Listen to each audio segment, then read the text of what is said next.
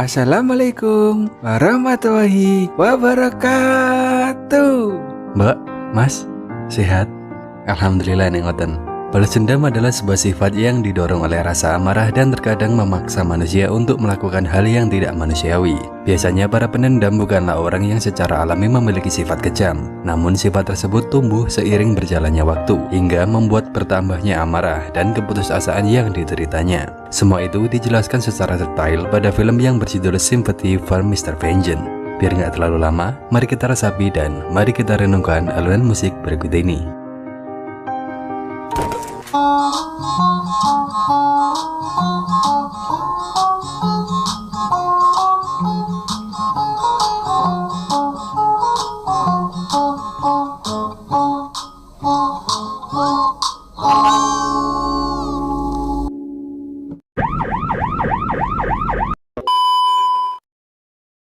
Film diawali dengan memperlihatkan kehidupan kakak beradik yang saling menyayangi. Dan alhamdulillah sekarang mereka sudah beranjak dewasa. Si adik bernama Ryu.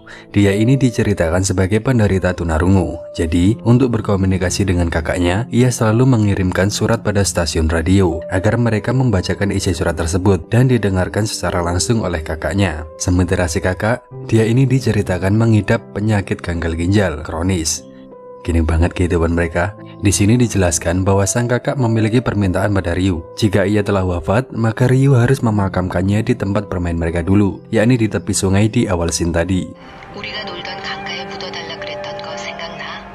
Karena rasa sayang Ryu pada kakaknya, ia berniat mendonorkan ginjalnya sendiri pada kakaknya. Namun karena golongan darah mereka berbeda, transplantasi ginjal pun mustahil dilaksanakan. Dan sungguh disayangkan karena stok ginjal segar di rumah sakit kebetulan sedang kosong. Dokter pun meminta Ryu membawa pulang kakaknya untuk menghemat biaya tentunya. Dan berjanji bahwa ia akan mengabari Ryu jika terdapat pendonor baru. Di rumah, tetangga Ryu nampak senang bersama karena mengira Ryu dan kakaknya sedang ngencan total. Padahal kakaknya Ryu sedang menderita karena ganasnya penyakit yang dideritanya. Selama ini, Ryu juga bekerja dengan cukup keras. Namun saat itu, pabrik tempat ia bekerja sedang mengalami masa krisis, sehingga mengharuskan pengurangan jumlah pekerja. Dan Ryu termasuk pekerja yang diberhentikan. Sekarang Ryu memiliki uang 10 juta won hasil dari jerih payah dan keringatnya saat bekerja beserta pesangon pemecatan sepihaknya. Hari-hari berikutnya dijalani Ryu dengan bimbang. Ia sudah diberhentikan dari pekerjaannya dan masih menunggu kabar dari rumah sakit tentang pendonor baru untuk kakaknya. Saat ia pipis di toilet, Ryu melihat sebuah stiker yang mengiklankan transaksi organ dalam dari sebuah pedagang gelap. Tanpa pikir panjang, Ryu menghubungi nomor yang tertera pada stiker tersebut dan datang ke sana dengan sebuah kode sambil membawa seluruh uang yang dimilikinya. Di sana, Ryu diberitahu bahwa uang 10 juta miliknya tidaklah cukup untuk sebuah ginjal yang mereka sediakan. Namun, mereka memberikan sebuah solusi bahwa mereka akan memberikan ginjal pada Ryu jika Ryu memberikan uang 10 juta won tersebut beserta satu ginjal milik Ryu. Setelah memikirkannya sehari penuh, Ryu pun bertekad untuk memberikan ginjalnya pada mereka beserta uang 10 juta wonnya agar ia bisa mendapatkan donor ginjal untuk kakaknya. Singkat cerita, saat Ryu terbangun, Ryu baru menyadari bahwa ia telah ditipu oleh para penjual organ dalam tersebut. Mereka semua kabur beserta uang 10 juta won dan satu ginjal milik Ryu. Tahu wego wong gendeng-gendeng iki. Setelah mengalami hari-hari suram, pihak rumah sakit memberitahukan pada Ryu bahwa pendonor ginjal untuk kakaknya sudah ready. Dan si dokter berkata bahwa penawaran ini hanya berlaku selama 5 hari saja. Jika Ryu tidak memiliki uangnya, maka ginjalnya akan diberikan pada orang lain. Ryu yang sudah tidak memiliki uang maupun pekerjaan hanya bisa cosplay menjadi batu. Kemudian ia menceritakan semuanya pada pacarnya yang bernama Youngmi. Ia pun diamuk ente-entean karena Ryu dengan mudahnya tertipu oleh pedagang gelap tersebut. Kemudian ia menyarankan untuk menculik anak dari mantan bosnya di pabrik dan meminta uang tebusan agar ia bisa membayar biaya rumah sakit untuk sang kakak tercinta. Setelah memikirkannya dengan berbagai pertimbangan, akhirnya Ryu pun menyetujui saran Youngmi dan penculikan pun dilaksanakan. Mereka melakukannya dengan bermain di taman dekat rumah bosnya Ryu guna memancing si bocil agar ia ikut bermain di sana. Di sini mereka dibantu oleh kakaknya Ryu yang sebenarnya dia tidak tahu apa-apa. Dia hanya jenuh karena di rumah sendirian dan hanya meratapi rasa sakit yang dideritanya. Tak lama berselang, si bocil itu datang dan ikut bermain bersama mereka. Singkat cerita, dibawalah si bocil itu ke kediaman Ryu dan kakaknya dengan alasan bahwa ayahnya menitipkan ia kepada Ryu.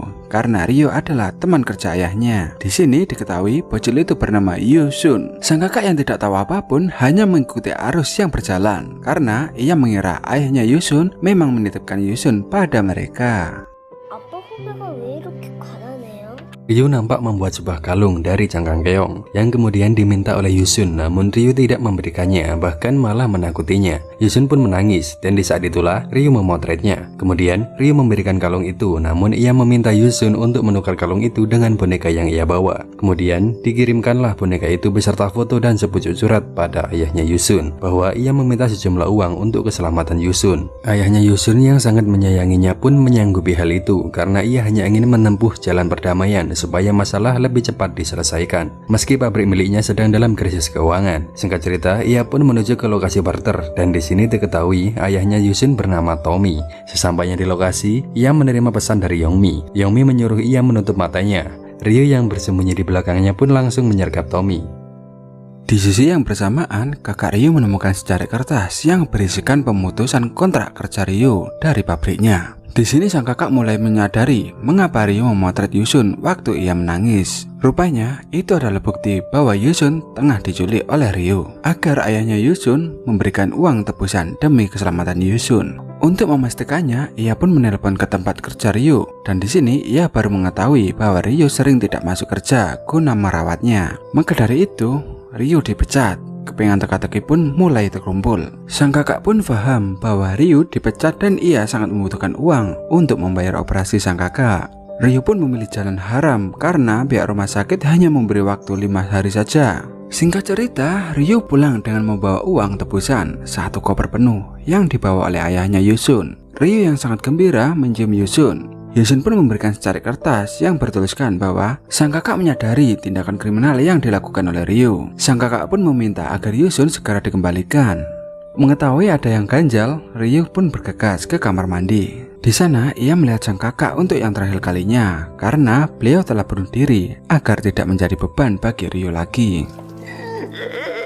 Dengan berat hati, Ryu menyanggupi permintaan sang kakak agar ia menguburnya di tempat mereka sering bermain bersama dulu. Ia pun membawa mayat kakaknya ke kali dan menguburkannya di daerah sana. Saat itu datanglah Wang Step yang berusaha membuang batu yang disusun oleh Ryu. Ryu pun mangkel, lalu Wang Step itu segera pergi dari sana dan menuju ke mobil. Di sini ia berusaha mengambil kalung milik Yusun yang tengah tertidur pulas. Yusun pun terbangun dan berteriak guna meminta bantuan pada Ryu. Namun Ryu yang tunarungu tidak bisa mendengarkan teriakan Yusun.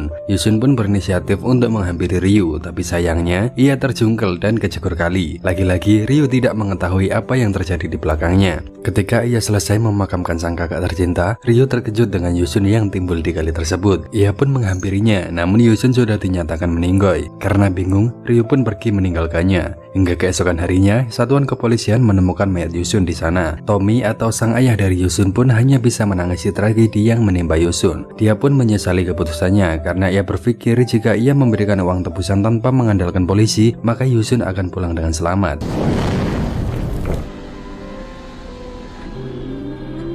Ia pun bertekad untuk balas dendam dan menyewa seorang detektif senior guna menemukan pelaku pembunuhan anaknya. Tidak butuh waktu lama, si detektif pun mengetahui apartemen Ryu dan kakaknya. Di sini, Tommy yakin dengan rumah itu karena dindingnya sama persis dengan foto Yusun yang dikirimkan oleh Ryu. Dan di saat itu pula, penghuni kamar sebelah atau tempat para pesenam handal sedang menyalakan radio. Dan radio itu menyiarkan tentang cerita sedih Ryu yang telah kehilangan kakaknya. Mendengar hal itu, Tommy segera bergegas ke stasiun radio. Dan di sini, Tommy meminta surat yang dikirimkan oleh Ryu. Di sini diketahui bahwa Ryu tidak hanya mengirimkan sepucuk surat, namun ia juga mengirimkan sebuah lukisan tentang situasi yang terjadi di kala itu. Dengan kepingan teka-teki itu, Tommy segera pergi ke TKP dan menelusuri tempat itu. Setelah melihat gundukan batu yang terlukis jelas di gambar tadi, ia pun segera membongkarnya. Dan di saat itu pula datanglah si Wang Step yang ikut membantu Tommy ngorat-ngarit waktu itu. Tommy pun menyadari bahwa Wang Step itu sedang memakai kalung yang sama persis dengan yang dipakai Yusun. Kemudian Tommy kembali membongkar susunan batu tersebut dan menemukan mayat kakaknya Ryu yang sudah hampir membusuk. Ia pun segera membawa mayat itu ke rumah sakit untuk diotopsi agar bisa dikebumikan dengan layak. Di sana Tommy memberitahu detektif sewaannya bahwa Ryu menggunakan mobil berwarna oranye serta nomor seri mobilnya. Ia mengetahuinya karena Ryu adalah mantan pekerjanya.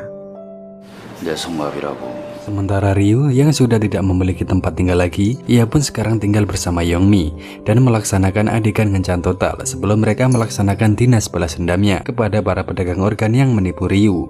Mereka pun menelpon secara random ke nomor yang tertera pada stiker yang ia temukan. Singkat cerita, Yeongmi berhasil menemukan lokasi komplotan pedagang tersebut dan segera memberitahu Ryu tempat persembunyian para pedagang organ yang baru. Dengan berbekal tongkat baseball, Ryu pun menghantamnya.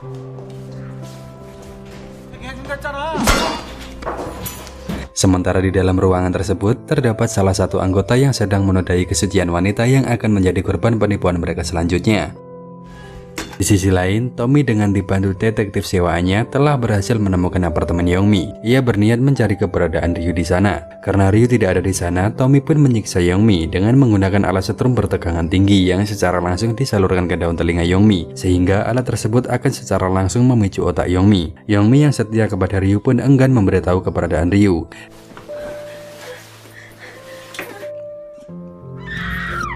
Ketika sudah diambang kematian, Yeongmi memperingatkan Tommy bahwa dirinya adalah anggota dari teroris yang sedang hangat diperbincangkan warga Korea Selatan. Jadi, jika Yeongmi kenapa-napa, otomatis para anggota teroris yang lain pasti melacak keberadaan Tommy karena Yeongmi telah memberikan foto Tommy pada teman-teman terorisnya. Namun, Tommy yang sudah bertekad untuk balas dendam pun tidak menghiraukan ancaman Yeongmi. Di sisi lain, Ryu telah menuntaskan misi balas dendamnya dan telah selesai mengobati dirinya. Di tempat persembunyiannya pun berniat kembali ke apartemen Yeongmi. Di sana, ia kebingungan karena terdapat banyak petugas kepolisian. Ketika ia hendak menuju ke apartemen Yeongmi, tanpa sengaja ia bertemu dengan rombongan petugas kepolisian dengan membawa jenazah seseorang. Dan ketika penutup kain tersebut terbuka, Ryu kembali merasakan kehilangan orang yang ia sayangi untuk yang kedua kalinya. Ryu dengan sangat yakin menuduh Tommy yang telah membunuh Yeongmi. Ia pun menunggu Tommy di dekat rumah Tommy karena ia ingin membalaskan kematian cewek kesayangannya pada Tommy. Namun, setelah sekian purnama menunggu, Tommy tak kunjung pulang ke rumahnya. Ryu pun jenuh dan akhirnya memutuskan untuk kembali ke tempat persembunyiannya karena ia meninggalkan ginjal para pedagang organ di sana. Kemudian, ia dikejutkan dengan rusaknya jendela rumah tersebut dan nampak jelas bahwa Tommy tengah tertidur di sana. Dienteni wong sak kabupaten, malah nang kene. Ryu pun mempunyai niatan untuk membunuh Tommy saat ia sedang tertidur. Namun, saat Ryu mau memasuki rumah itu, rupanya gagang pintu tersebut telah dialiri arus listrik oleh Tommy. Tommy berpura-pura tidur agar Ryu terpancing untuk membuka pintu yang telah ia pesangi. Dengan sangat gemas, Tommy nyadui Ryu. Dan di keesokan harinya, Tommy membawa Ryu ke sungai tempat Yusun tenggelam. Di sini Tommy berkata, "Wahai Ryu yang ganteng, kamu pasti tahu kan kenapa aku harus membunuhmu?" Di sini Ryu merasa bersalah atas tindakannya dalam menculik anaknya Tommy dan tidak memastikan keselamatannya. Ia berniat meminta maaf, namun tendon Achilles Ryu dipotong oleh Tommy. Dan saat Ryu pingsan, dengan segera Tommy ngetok yawe Ryu, kemudian dibuntel plastik dengan sangat rapi seperti membuat parsel lebaran. Saat ia hendak mengubur potongan tubuh Ryu, tiba-tiba Tommy didatangi oleh sekelompok pria ganteng yang dengan segera nyublesi Tommy secara bergantian. Dan ya, seperti yang kita tahu, mereka semua adalah para anggota teroris yang sempat dibicarakan Yeongmi sebelum ia meninggoy. Sebelum mereka pergi, salah satu anggota tersebut meninggalkan sebuah catatan yang bertuliskan, "Kepada yang terhormat Bapak Tommy SPD, Anda dijatuhi hukuman mati oleh organisasi." Dan film pun berakhir dengan ucapan terima kasih kepada malaikat maut. Yeay.